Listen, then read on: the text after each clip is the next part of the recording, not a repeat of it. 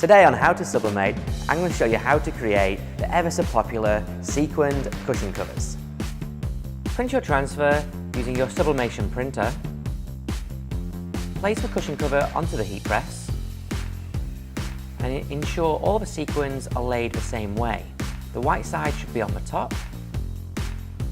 You may have to turn them over individually if there's one or two facing the wrong way, as the ink will stick to the white side of the sequins.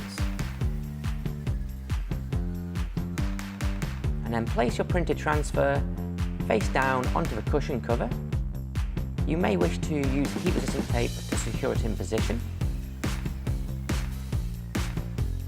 And then press with the recommended time, temperature and pressure. Once the timer has elapsed, open the heat press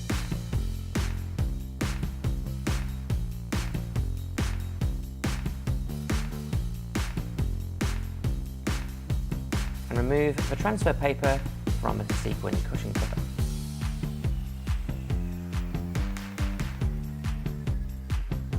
And it's like magic.